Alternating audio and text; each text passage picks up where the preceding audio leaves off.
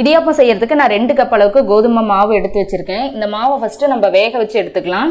அதுக்கு நான் ஒரு இட்லி பாத்திரத்துல தண்ணி சேர்த்துட்டு தண்ணி நல்லா சூடாயிடுச்சு. இந்த மாதிரி சூடானதுக்கு அப்புறம் உள்ள ஒரு இடியாப்ப பிளேட் அப்படி இல்லைன்னா இட்லி பிளேட் வந்து நம்ம வச்சுக்கலாம். வச்சுட்டு இது மேல ஒரு காட்டன் கிளாத் இது போல விரிச்சு போட்டுக்கோங்க. துணியை வந்து ஈரம் பண்ணி சேர்க்கக்கூடாது. இதே போல அப்படியே நல்லா ட்ரையா தான் வச்சுக்கணும். இது மேல பரப்பி விட்டுட்டு நம்ம எடுத்து வச்சிருக்கிற கோதுமை மாவை அது மேல நல்லா பரவலா வந்து கொட்டி விட்டுறலாம்.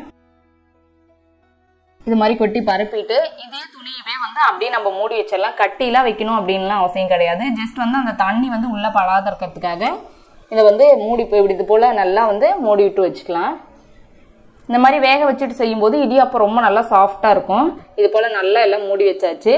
இப்போ வந்து நல்லா மூடி போட்டுட்டு ஒரு 10 நிமிஷத்துக்கு வந்து இதை நல்லா வேக வச்சு எடுத்துக்கலாம். நல்லா ஒரு 10 நிமிஷம் ஆயிடுச்சு.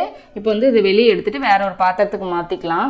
நம்ம வேக வைக்கும் போது மாவு வந்து நல்லா உதிரியா இருக்கும். ஃபர்ஸ்ட் இப்போ நல்லா வெந்து வரும்போது நல்லா இது போல கட்டியாக தான் இருக்கும். நல்லா வெந்து இது போல கட்டி பிடிச்சிதான் இருக்கும்.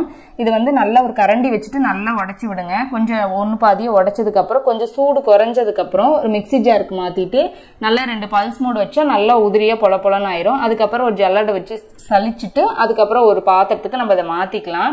பாருங்க இது போல நல்லா சலிச்சு எடுத்து வச்சிருக்கேன். நல்லா உதிரியா இருக்கு. இப்போ இதுல தேவையான அளவுக்கு நம்ம உப்பு சேர்த்துக்கலாம். உப்பு சேர்த்துட்டு நல்லா கலந்து விட்டுறலாம்.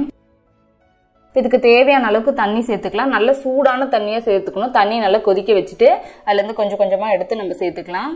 இது போல கரண்டி வச்சுட்டு நல்லா கலந்து விடுங்க. ஏன்னா ரொம்ப சூடா இருக்கும், கை வைக்க முடியாது.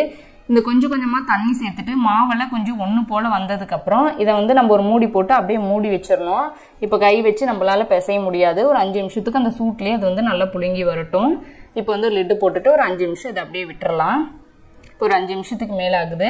இப்போ வந்து அந்த சூடு கொஞ்சம் குறைஞ்சதுக்கு அப்புறம் கை வச்சு நல்லா பிசைஞ்சுக்கலாம். எந்த அளவுக்கு இதை வந்து நம்ம நல்லா அழுத்தம் கொடுத்து பிசைறோமோ இடியாப்பம் அந்த அளவுக்கு ரொம்ப நல்லா சாஃப்டா வரும்.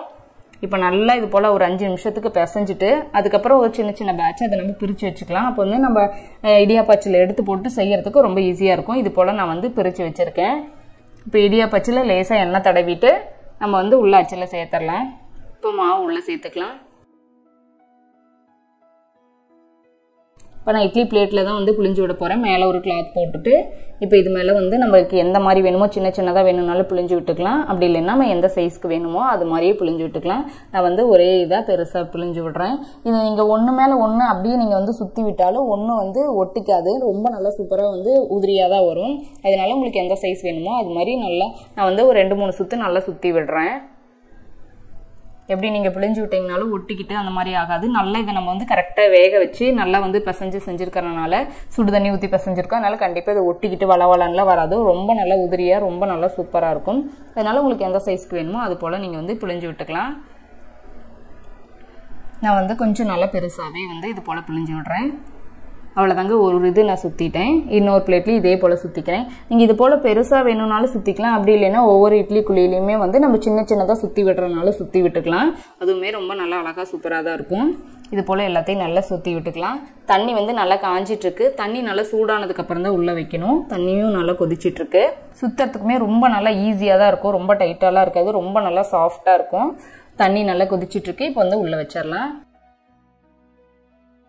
2 பிளேட்டுமே உள்ளே வச்சுட்டு மூடி போட்டுட்டு நல்லா இதை ஒரு 10 நிமிஷத்துக்கு வந்து வேக வச்சு எடுத்துக்கலாம். 10 நிமிஷத்துலேயே சூப்பராக வெந்து வந்துடும். இப்போ பாருங்கள் இடியாப்பம் ரொம்ப சூப்பராக வெந்து வந்துருச்சு. உங்களுக்கு வந்து கையில் தண்ணி தொட்டுட்டு நீங்கள் வந்து இதை தொட்டு பார்த்தீங்கன்னா தெரியும். எதுவுமே நல்லா ஒட்டாமல் வரணும்.